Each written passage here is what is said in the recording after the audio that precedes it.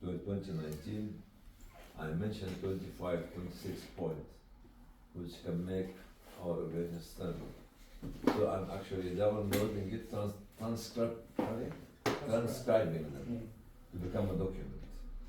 And this morning I reached the point 22. Because like Sister Goni inspired me to tell that, what do you call it? Transcription. No, sustainability is a complex process of continuous building blocks. There is no end to building blocks.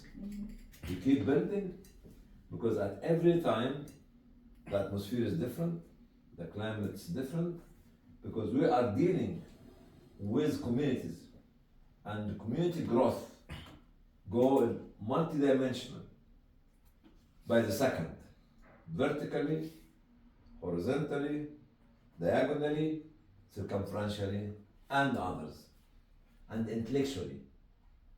When you look 200-300 years ago in Africa, people have got muscles, so they're doing everything by hand. Now people have this technology, so they are not doing everything by hand. That's why at the very beginning, Ibn Adam, the son of Adam, height was about 60 arm length, 40 meters. Like Adam, Ad, and Thamud. Because everything has to be done by hand. Now, if you were born at the time of Adam, or Ad and Thamud, how would have they looked at you? With your height. Like a rat. And you. You see, look at it. I saw a movie called Gulliver in the Wonderland. You can look at it. Excuse me. Gulliver in the Wonderland. He first went to the land of the giants, and he was a dwarf. Then after that he went to the land of the dwarf. So he became a giant. So Gulliver, look at it for your children, or for it's a very nice movie. It's the 50s movie, the Hollywood. And this was actually a part of the syllabus for us in the secondary school. Gulliver in the Wonderland. Anyway, today, what questions you want to ask? What question about us? Yeah, you want to ask questions. I don't want to lecture you. I want you to ask questions, so I know where you come from. I know. We started with sustainability, the definition here, with the 25 or 26 points. Actually, then we'll go from there. Where to? So it's just for humanitarian. Whatever it is. Yeah. Keep it open. Okay. It can be Swiss specific also. Whatever it is. Yeah. So I already maybe asked you the question last time, but I will ask again because last time I was just beginning. Now you are an expert. No, I'm not an expert, but yeah, alhamdulillah, it's more than 1 year now. So how do you see Swiss in all of this humanitarian work, and especially us, so me, when I'm on the field, we have to deal with different ethnicity, different languages. We always have to switch between French and German, and that's really something specific that I'm experimenting there, that maybe in UK or in France or whatever they don't have this challenge. So are there any similarities with another country who has the same challenge, or Swiss is really like specific? Switzerland is a special country, not only because of the multiple ethnicity and languages and culture and philosophy of thinking, but also because of the presence of the international organizations, the international banking system, actually, and all those big organizations. So any organization in Switzerland have to look at their existence differently. So the community, which you mentioned, the diversity of the community, then through the international organization, which is in Geneva, all the UN agencies and all the government organizations plus the cantons, which is the Swiss municipality. Okay, so really you have to find people to address this diversity. As being English speaking, you can only speak in Geneva. If you are French, also you can speak in Geneva. If you are German speaking, you can speak in what is it? As, Zurich, for example. Zurich and the others. And others. If you are with the Bosnian, the Bosniak, or the Macedonian and the others, you have to get some local. So these things which we kept from the very beginning, the vision that actually the international connection, not only for Islamic Relief Switzerland, but for the whole family, should be in Geneva. So in another way, you can ask the whole family of Islamic Relief to employ an officer to represent Islamic Relief in all these high-level meetings. Because if you are in Switzerland, have got the International Committee of Red Cross and the Family of Red Cross and the Federation, they have got UN organizations, they have got all. You have to have somebody here full time to carry the flag and the logo of Islamic Relief. Not Islamic Relief Switzerland, but Islamic Relief family. This is one thing. The second thing, locally, you have to look at the different communities. The Turkish, the Swiss, actually the Albanian, the Bosnian, the Kosovar, and others, and the Arabs. This is another thing. Then you look at the government institution as well. So Switzerland is very complex, and it might not bring the same amount of money that you get from UK or from France or from Belgium or from Germany because of this kind of multiplicity. But you cannot afford to be in Switzerland without having an office of international relations inside Geneva. And this should be paid by all the families. And it was the vision 20 or 30 years ago. Clear? Mhm. Yes, sister, yes, brother. One of the things which was very important till you start getting your questions, to be very honest, you have to look at the root of your family. What do I mean by that? How did we build Islamic Relief? What kind of resources that we used to have? Not now, because after 30 years, you go to a mosque and there is 10,000, 20,000, 50,000. In the good old days, we never raised more than 100, maybe franc or 200 franc or 500 franc. Because the community was very poor, as well as did not know us. But you have to understand how those people who started the journey in Switzerland is clear. It's clear.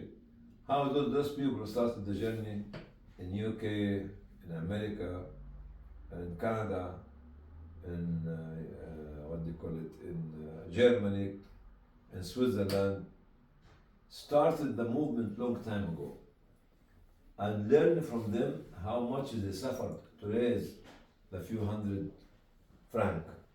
Now it's not few hundred francs, thousands of francs and millions of francs that you are raising. This is Assalamualaikum. Sorry, Yeah. I didn't know that you were. this is something which is very important. Quite often you go to the field, as we agreed long time ago, without going to the field to understand what's happening in Kosovo, in Bosnia, in Ghana, in Guinea, in Pakistan, in Bangladesh. You are actually not connected, because the teacher of all of you is the one who is in Africa, not Jamal, not myself. The teacher is the orphan, is the widow, is the refugee, is the displaced. This is the teacher, not me or the consultant that you pay for him and her few $100 every day to come and teach you. No, they are not the teacher. The right holders are the teachers. So if you want to know how we built this organization, you have to look at the journey. How did it started, where, why, and how much people suffer to build this movement. Okay, now time for questions. Go on. So when you started Islamic Relief a long time ago, did you dream of having this impact right now? Or does it surprise you, or is it your vision at the beginning? Any simple start, if you look after it, it will become giant later on. Look at yourself as a mother. When you are married, the size of the sperm and the ovum, you cannot see them unless you use the microscope.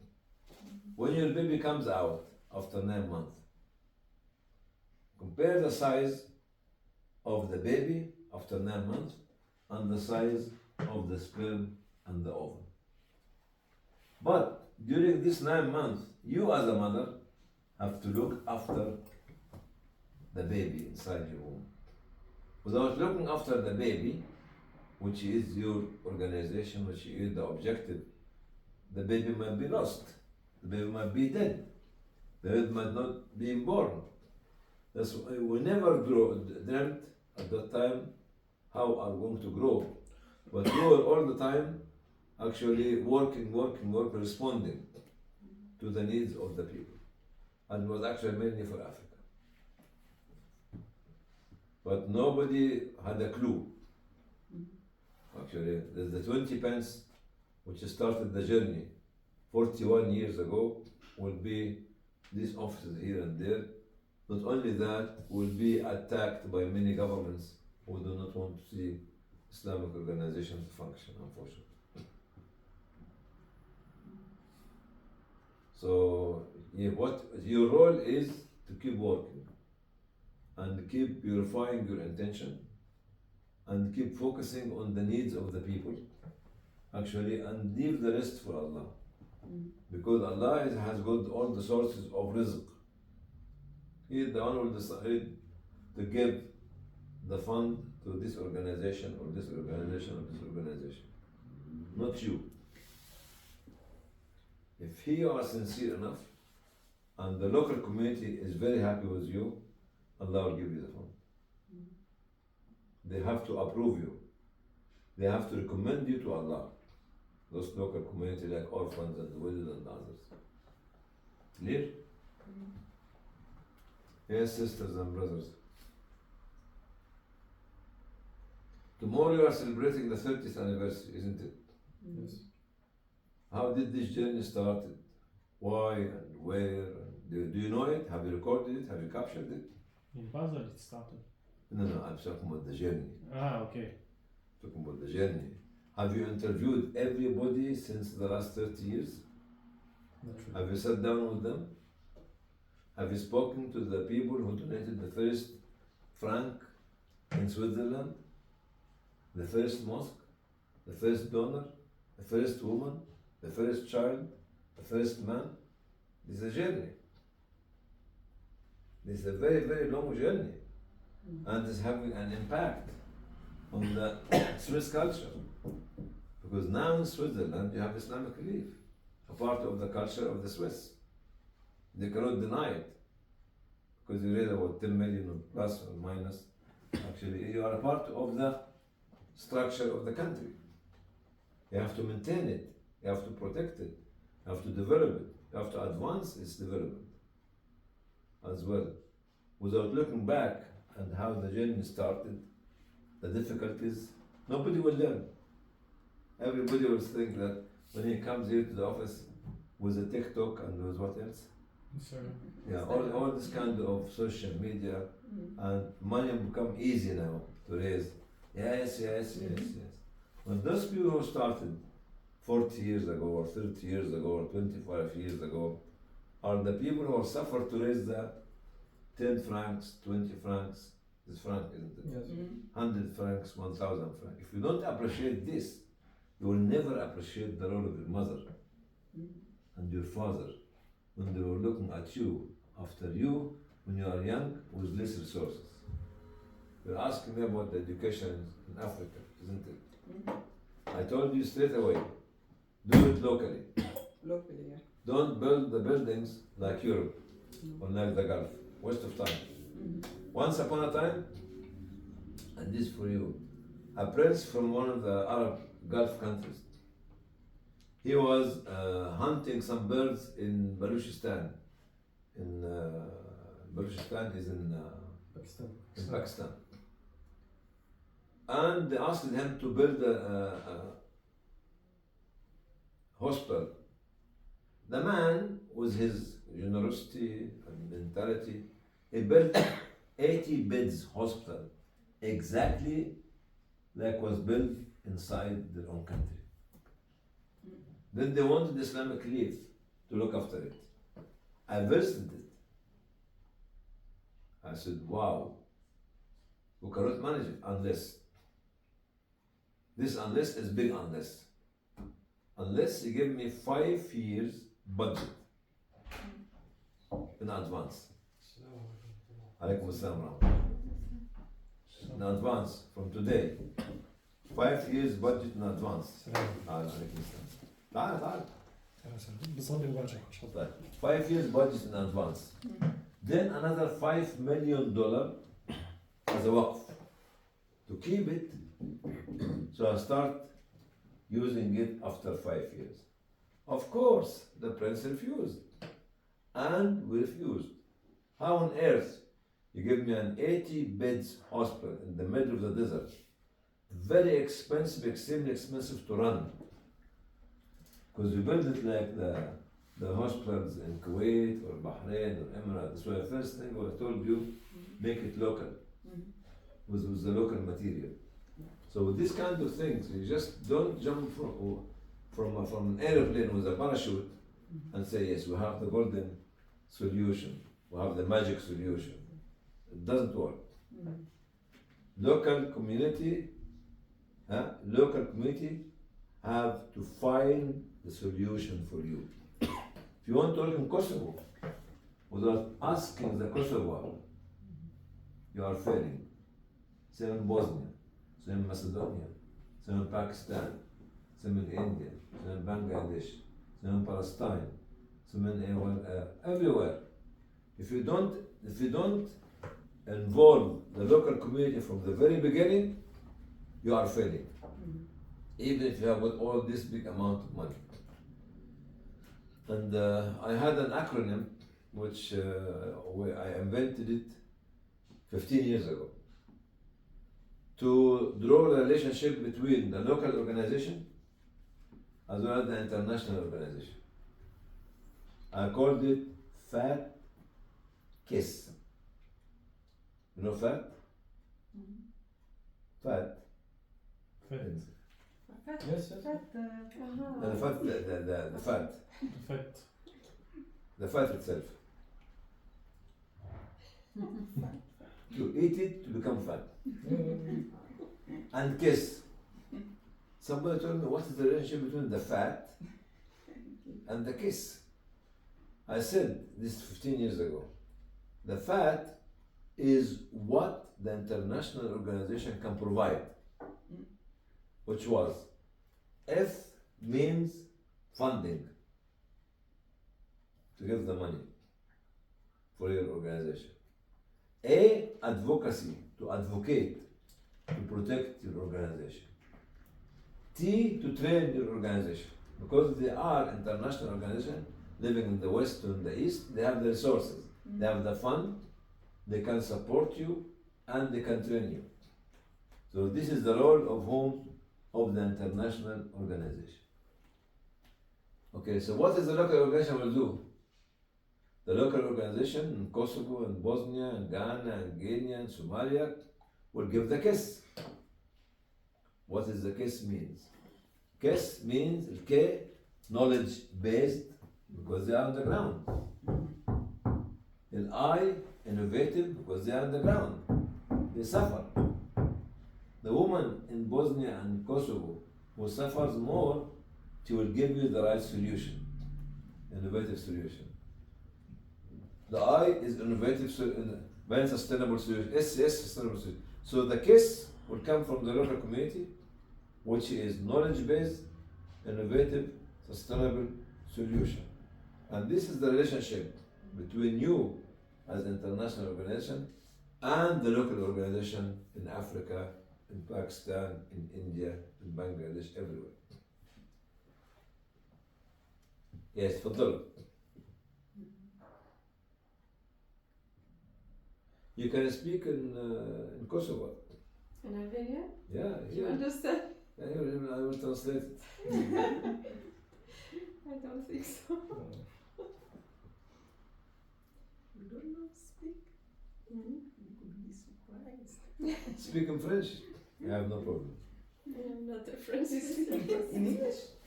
I speak in English. Plenty. Speak in Urdu. تفضل. Questions? Yeah, whatever it is. Well, I met you 3 times last year, so I already asked you many questions. But yeah, regarding the current situation in Gaza, Yes. what are your feelings regarding the potential reconstructions if the ceasefire is still efficient, like continuously efficient? Yeah, what's happening in Gaza proved a lot of things. That any community, if they have the iman, the will, they can sustain their presence. We have seen what happened over the last 15 months in this country. No matter what they call them, okay? We have seen the price of protecting the people, which is the 50,000 martyrs, the 150,000 injured people, the displacement of 1 million or more. This is a very heavy price. But the outcome was a wake-up call. It was a wake-up call for all of us. That actually nobody is beyond standing up to protect his own community, her own community, or her own country. Whether this is in Gaza, in Kosovo, in Africa, in any part of the world. It was a wake-up call. Whether you call it a ceasefire will last or not, this is something else. But what happened in the last 15 months, it was a wake-up call to people who did not realize that they have the power. The power was not in the hand of a government, only one government, or 2 governments, or rich government, or powerful government. I remember a say by Omar al-Mukhtar of Libya, when he was discussing the issue with one of the generals from Italy. The general was humiliating Omar al-Mukhtar. Omar al-Mukhtar told him, the war is not in Rome, the war is in Libya, and we are here defending our community. That's what he said to him at that time. Nobody knew who was the general name was, but everybody knows who is Omar al-Mukhtar. Omar al-Mukhtar said to him when he told him, aren't you afraid of our aeroplanes? Omar al-Mukhtar told him, are the aeroplanes flying underneath the skies or above the skies? He said, underneath the skies. He said, my Lord is above the skies.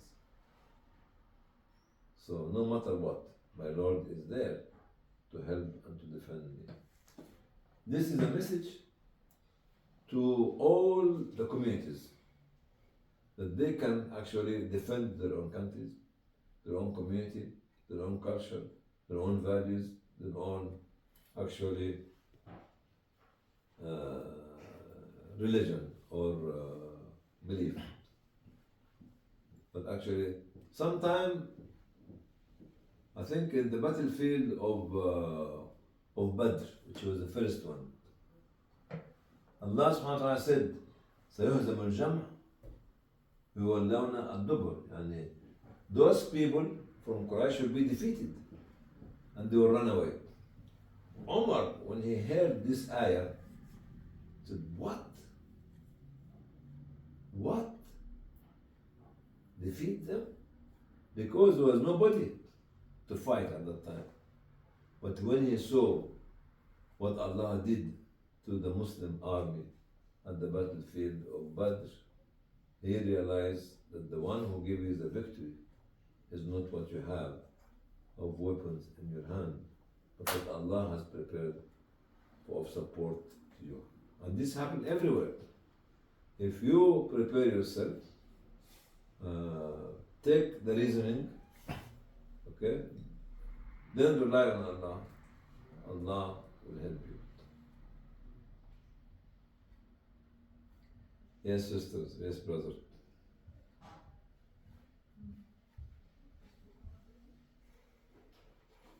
Yes, please. I'm ready, waiting. You are the French, the German, the Turkish, the Albanian, the Bosnian, the Arabic speaking communities. Bismillah.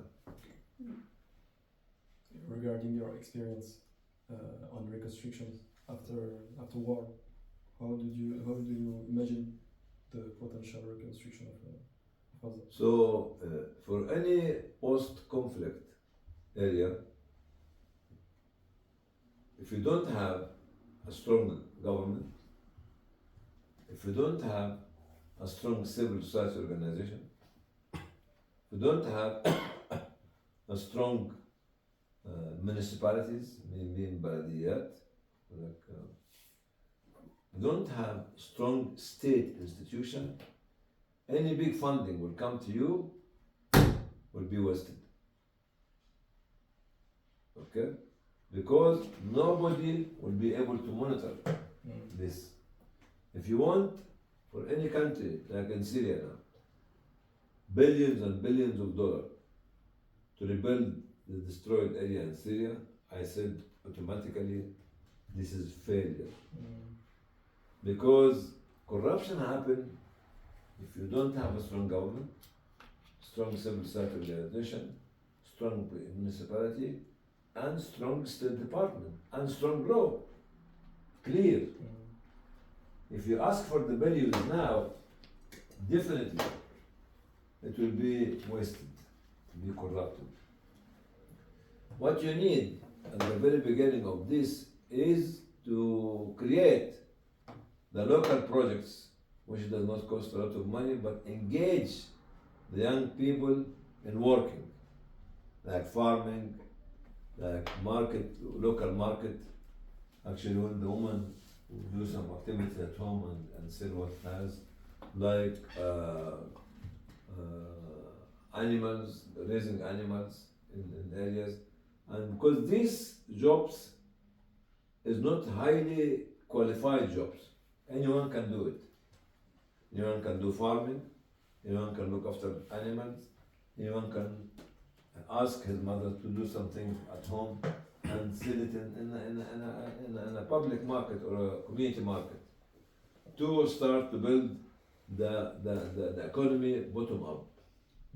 But if you go at this stage for the big amount of money, of course, corruption will happen. And once corruption happens, that means the division of the government will be there. Fight between the government members will be there. And the anti-revolution people will come to take over. So if you want to help Syria at the moment, don't rely on the big amount of money. You can start for a year or two to start to stabilize the local community and to enable them to monitor whatever they raise. Because they can raise a lot of money from the local community. Is it clear? Yes, yes. So you think from now, for example, in Syria, we can't like make huge projects, huge development projects? Because I'm talking about the billions, I'm not talking about the millions. Mm. If you are at Islamic Relief would like to take an area, a village or a city, there's no problem with this. But the other money which comes from European Union, comes from the big governments, is big amount of money in hundreds of millions and in billions. And this is if you don't have strong, stable government with an institution, definitely this will be wasted, and the waste will lead to the division of the country or the community, and conflict will happen between people. Okay. Because Syria now, we talk about end of November, they declare independence on the 8th of December. 8th of December till today, there was 6 weeks. Okay? You people might say that in Syria there's a lot of municipalities. Yes, they are. But they are created at the time of the corruption, the corrupt government. So you don't know who is there running it. So here you have to balance between the existing municipality, which you don't know the capacity of the employees, and a big amount of money which will be thrown at you. Sometimes certain government give you this big amount of money to let you fail, to let you fight one another, to let you conflict with one another. Actually, not to succeed. Not to succeed. So be careful in the first year or two of accepting this big amount of money. Mm.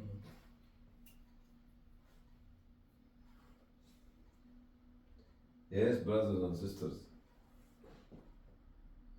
He looks like a minister now after getting married.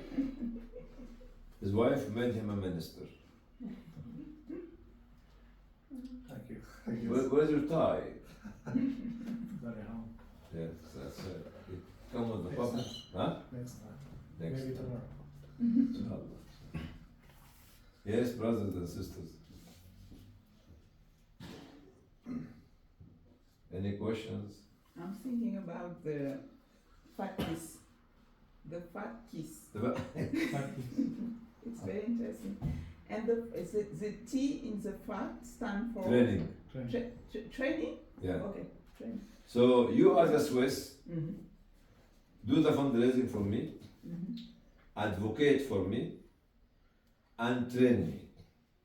Me as a local community in Pakistan or Bosnia or whatever it is, give you the kiss. Mm-hmm. Kiss means knowledge based, Mm-hmm. innovative, sustainable solution. So, and this is a proverb in Arabic. Mm-hmm. A gentleman in the house was telling his wife, why don't you buy for us, cook for us lamb and sheep and chicken and turkey and others. I said, okay, cool down. Give me the money, I'll cook for you. The husband wants to eat everything. And we call it a gariyat bukhi. I said, if you want me to cook for you, as your wife, give me the money. If your husband at home wants you to cook everything for him, ask him for the money. He does not order. So the international organization should give the fat. The local should give the kiss. And it's really a partnership. It is. Yeah, because sometimes, Western country, they come to poor country, it's like we have the money, so we have the solution. So it's not true in this case. No, you cannot jump by a parachute. In the 60s and 70s, in Africa and Asia, the big organization used to jump on the land and build the solution, which made in London, made in what they call it, in Rome, in Washington. It failed. one of the biggest failure, if all of you remember something called Band Aid and Live Aid. In 1983, after the famine in Ethiopia, they went in one night. At that time, they raised 50 million pounds. People have no clue how to spend it. So they sat in London and Washington and throw a lot of things to the people there. It failed. It failed. Because any local work has to be approved or consulted by local community. Macedonia, I can't work in Macedonia unless first step I get the Macedonian people to sit down with me and see what is their suffering. That's what they dream about the solution. The same for Pakistan, the same for India, the same for Bangladesh, the same for Bosnia. This is what not happening in the 60s and 70s and even the 80s. You cannot just tailor a solution and send it to a local community and think that this will be successful. It will not. So the case has to be local, the fat has to be international. Yes, Brother Eller. Your turn to make a comment or to ask question after losing all this weight. Sorry, I got carried on by some work outside, but Don't worry. I guess that from what I understood is that you're talking about the principles of humanitarian work in general and how the FAT, which is fundraising, advocacy, and training, Yeah. must be done on an international level, and cases are to be done in collaboration with the local communities. Yeah. And we cannot help them from an international viewpoint if we don't know the local problems that they have on the ground. That's right. What about the cases when we don't really have access on the ground? Like there's a humanitarian catastrophe, like I don't know, let's not take examples, but we know like some countries we cannot even enter there. How do we know what they're suffering from if we don't even have access to those? So having an access is debatable. Okay? Nobody can claim that they don't have access. You might not be able to work as your organization, but our local organization can work for you. You have to find them and see who is the most credible one amongst them till you'll be able to monitor them. Actually, in certain area, the government must not allow you to work there. Is that right? Yeah. But who will give you the information? The local organization. If you tailor your questionnaire to satisfy your donor, that they have asked these questions, 50 or 20 or 30 or 40 questions to the local community. So when I found that they are capable of answering my questions, of course, I will fund them. But to be very honest, this issue of access, sisters and brothers, becomes like a big joke now. You know why? Because with the communication, it's an access. With local community members are in your community in Europe, it's an access. But not have an access to register organization. Okay? But suppose, give me one of the most difficult countries which you don't have an access. عليكم السلام. تفضل. السلام عليكم ورحمة الله. عليكم السلام. تفضل. North Korea. North North Korea. North Korea. Yeah. Okay. North Korea. Okay. This is one difficult one. But is there any way and mean of communicating with them? For you as a donor, you have to find a way which does not affect the local organization. And the local organization might take a permission. Recently, I tell you something. Islamic Relief has taken the permission to work in Egypt for Gaza.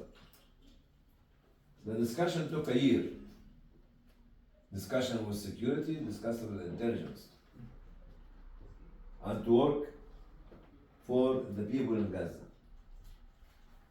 There was originally, at the start, was يعني not very welcome. But Alhamdulillah, later on, they signed an MOU with one of the largest organizations when it approved the funding. And this happened recently.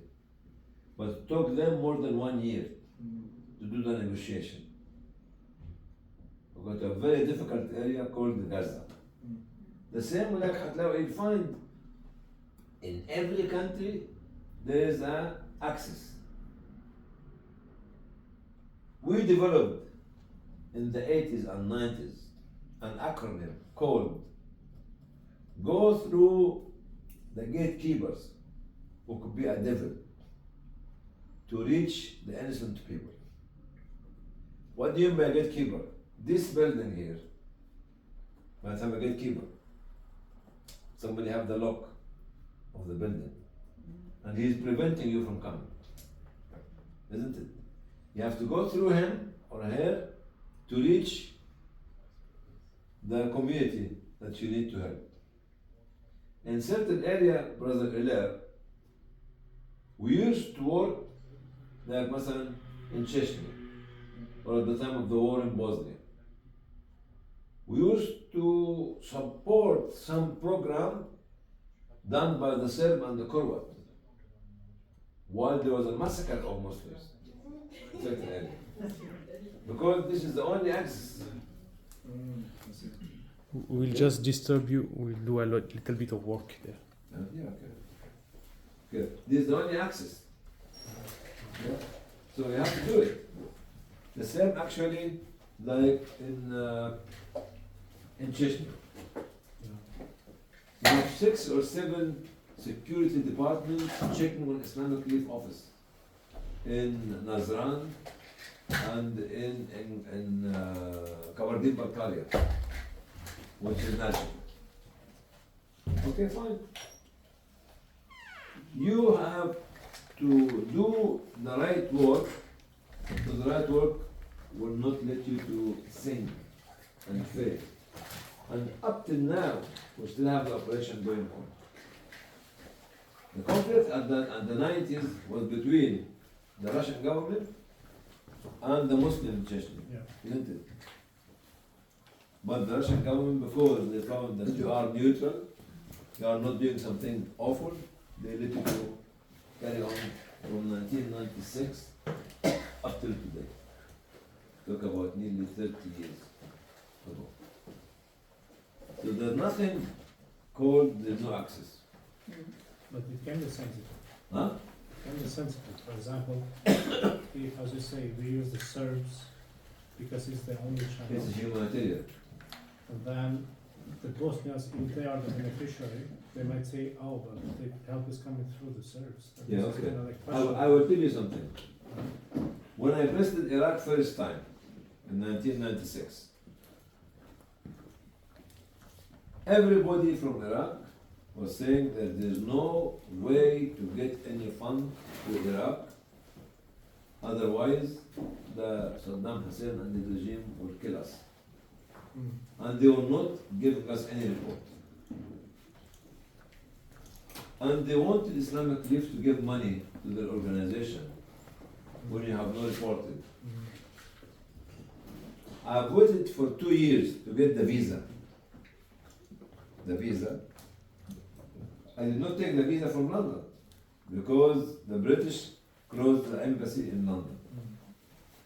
I traveled to Brussels to get the visa. Because Brussels, Belgium, kept a good relationship with Iraq. Che sono pas bien aussi le When we arrived there,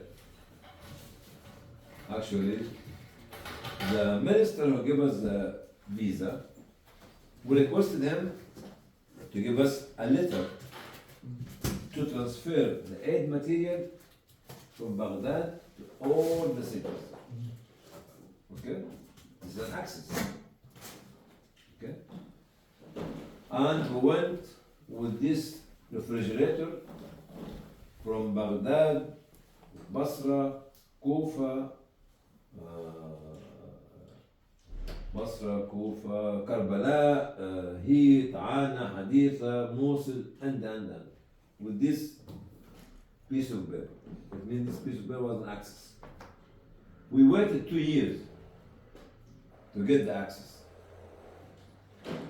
While we were there, Brother Hilaire, we were very keen to inform the UN what are we doing at that time, to inform the International Committee of Red Cross, and that listen, what are we doing? To inform the local government what are we doing, and to inform some embassies, like the British, or not the British at that time, because there was no British government embassy there, the Egyptian and others. So to witness the total, and we wrote a report. At that time, I did not have any computer. I was writing by hand. And I kept copies to all these departments. So we did not give any chance for any security, for any intelligence to write bad report about us. Because I gave the photograph and I gave the report to whom? To all these departments. So the access to Iraq in 1995-96 was impossible. But we have to wait for 2 years to maneuver and negotiate the access. And when we went there, Islamic Relief changed the whole atmosphere of humanitarian work. And all the American organization, the European organization, Muslim ones, did the same.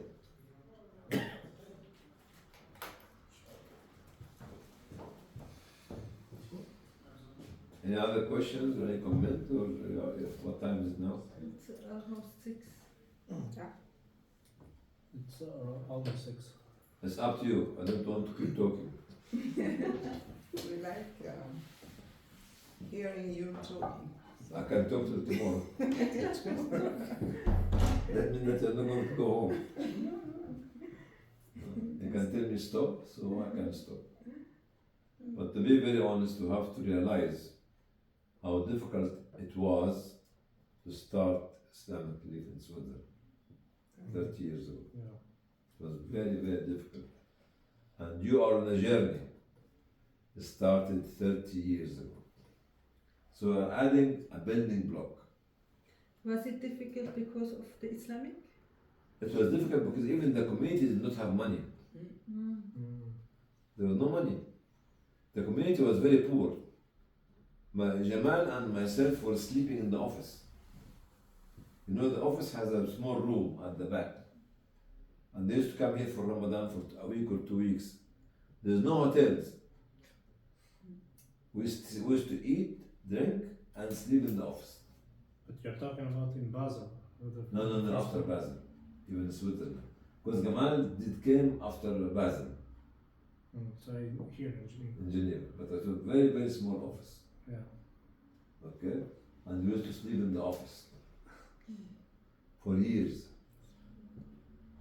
So you can imagine that. And this is during Ramadan. During the day, we go around. In the evening, after we finish all the fundraising, we come back to sleep in the office. No beds, just blankets. So nowadays, But was it, sorry to interrupt, was it because only the community was poor, or because The it was community the was very poor. beginning of Islamic No, Relief the and community people was didn't very really poor. know? because this went all over the place, Mm. in America, Mm. in Canada, I see. in UK, Yeah. in Germany, the same. Because the community was very poor. You cannot afford to go and stay in hotels. You see, we used to travel in America and to raise in one day few $100s. Nowadays, you raise in one day $100,000. That's true. But at that time, it was very difficult because we started in America in 1993, 42 years ago. No, not 32 years ago. 32. So really, because even in UK, even in Ramadan, none of us stayed with his family Mm. for iftar. From Germany, even from the Bosnian, you know, the Albanian and Macedonian came for the first time to UK in 1991, 1992 to talk about Albania, to talk about Bosnia. Everybody in the mosque, what? They found what was somebody called Adnan Ismaili. Adnan Ismaili. That's an Albanian name. Huh? Adnan Yeah. Ismail. Yeah, and he has a library, bookshop. Mhm. Came and spoke in very good Arabic. Him and somebody else as well from Kosovo. Mhm. And they were going around the whole country for the whole month. And all of us were with them, from this city to this city to this city. Even up till now, brother Elair, there's some people remember from the local community. And they started working in Albania since 1993, 1994. Mhm. Since Adnan came to UK. So you can imagine. Yeah. So really, when you look at it this way, you look at actually the journey. The journey at that time, because the community was very poor, was very difficult. Yeah. Nowadays, you can go to the same mosque, can give you 50,000 or 100,000. But at that time, they give us 1,000. We say, Alhamdulillah, great things. Yeah. I don't want to delay you anymore. Just have. I'm just planning to play Maghrib. Yeah, So already time. yeah, no problem. But we should. Unless there's no other questions, Mhm. you want to go home, you can go home because we have got a very long day Yeah. tomorrow. Yeah. And today it was a long day. We are here since Yeah. morning preparing for tomorrow. You know when we used to do Islamic Relief Games? Islamic Relief Games, Mhm. 89, 90, and 91, 92, 93, and on. We used to sleep in the sports center. Mm. Not only one or two people. Because you have to set up the football, the basketball, the volleyball, Yeah. the badminton. You have to bring all this. Otherwise, if you hire it, it will be very expensive. You know how many football teams used to come? More than 120. MashaAllah. And volleyball, table tennis, taekwondo is from Malaysia. Others are very, very good days. And people used to travel from Germany, from France, from Belgium to Birmingham to play. They bring the teams with them. All the officers of Islamic Relief used to bring the teams with them.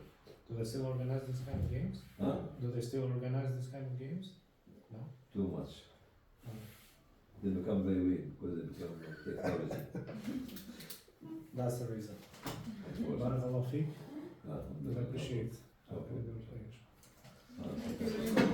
I can stop this. Ah, yeah. Ah, c'est en train de